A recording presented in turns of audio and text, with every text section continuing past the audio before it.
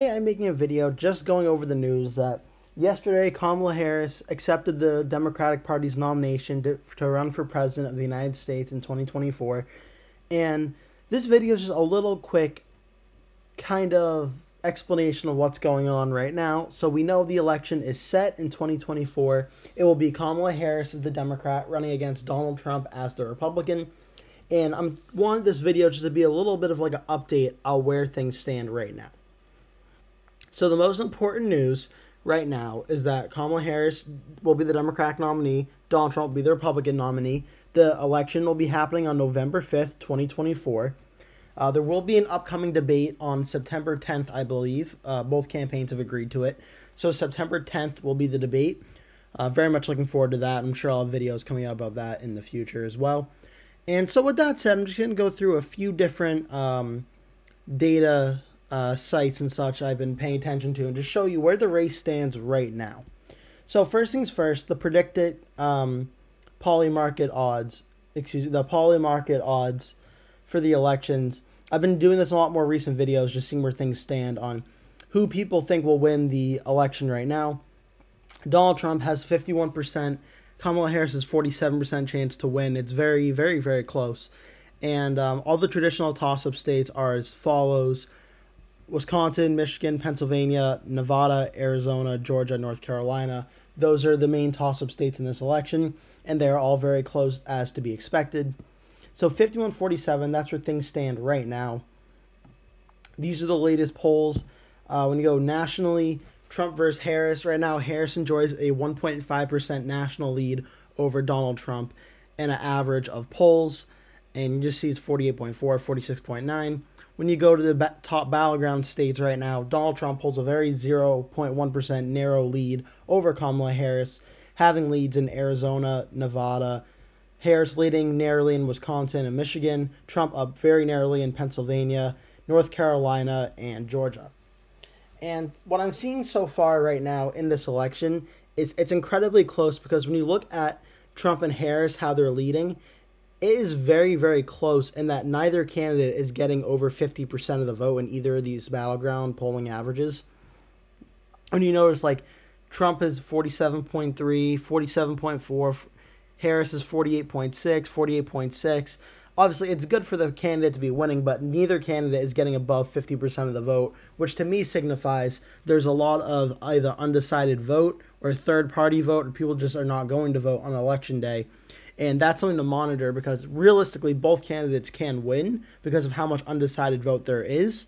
I mean, right now, not to spoil the election prediction part right now, but you probably feel a little bit better right now if you're Donald Trump, where Trump was behind in the polls in 2016 and 2020 and outperformed them both times. So the fact that he's polling this well right now, if that trend continues of Trump outperforming his polling, this is definitely a good sign for him.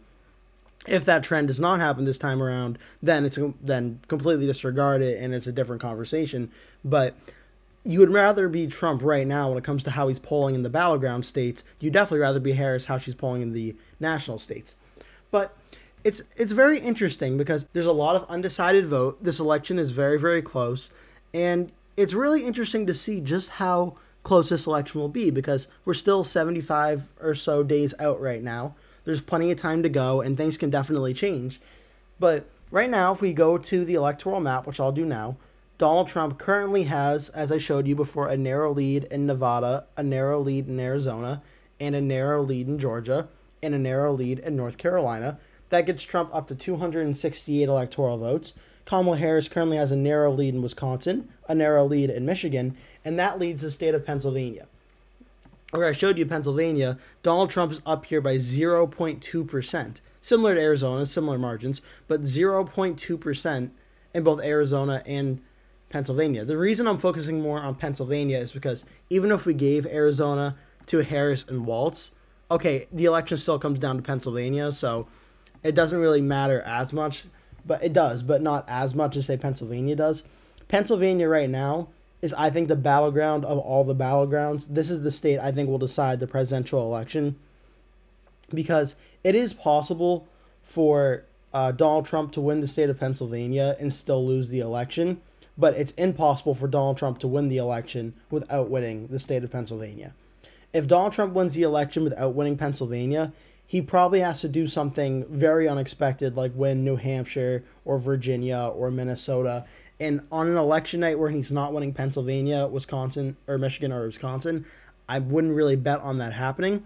But if Donald Trump can win the state of Pennsylvania, that greatly increases his chances of winning. So much so that if he holds everything he won in 2020 and can pick off Georgia and Pennsylvania, that gives Trump the presidency. It'll be very, very close. Let me just show you what I mean by this. Take away Nevada and Arizona. Trump wins North Carolina that he won in 2020. Winning Pennsylvania and Georgia, Trump gets to 270. That just gets him over the threshold to be president again. If Harris, like I said, wins Pennsylvania, then Trump can win the other two toss-up states. He still doesn't have enough to get past. Harris has 270. So Pennsylvania is very, very crucial right now. The polls today, right now, narrowly in the RCP average, have Trump at 287 electoral votes, Harris at 251. And look, this election is super, super close, and the polls have shown it's a very close election. I think this is going to be an election where, depending on which sides turn out their voters more, I think will definitely determine which candidate wins. And it'll be very interesting to watch because I'm really not sure how the next 75 days are going to play out. It seems like a complete jump ball election right now where both sides think their candidate's going to win and the other side's going to lose. And I think obviously one side's in for a rude awakening on election day. But I'm really not too sure which one it is. I think very narrowly right now, Trump has a slight advantage over Harris, in my opinion. But it's very, very close right now, and definitely something we're going to have to keep watching going forward. And lastly, just to finish off the video, this is what the map is right now. I just want to do quickly what I think a best-case scenario on election night could look like for Trump and Harris. On election night, I think Trump's best-case scenario, he could win Wisconsin, Michigan, and Pennsylvania. I don't really bet on it, but I think it is certainly possible. That gets Trump up to 312. Harris is at 226. Even in Trump's best case, I really can't imagine him winning Minnesota or New Hampshire. Virginia, maybe. I mean, there's some polls that show Virginia's close. I think it's more likely than not. Virginia would probably be like under 5 percentage points for Harris on election night, but I think she'll hold on there and win Virginia. But definitely want to keep an eye out for. 312 is what I think Trump's best case scenario, realistic best case scenario is. For Harris, I think her best case scenario is wins Wisconsin, wins Michigan, wins Pennsylvania, wins Nevada, wins Arizona, and wins Georgia because Biden won it back in 2020. And I think it is conceivable that if Harris has an excellent night, she could win the state of North Carolina. I don't think either one of these outcomes is necessarily very likely.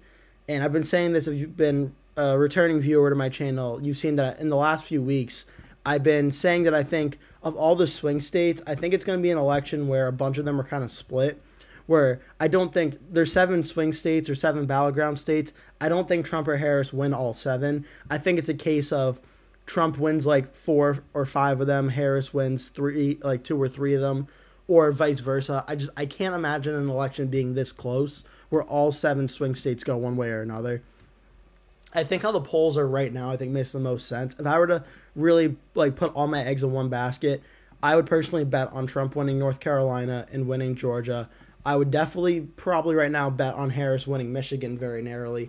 And then when it comes to Pennsylvania, Wisconsin, Nevada, and Arizona, this is where the election I think really gets down to the nitty gritty, because Pennsylvania is super close, Wisconsin is super close, Nevada is super close, Arizona is super close.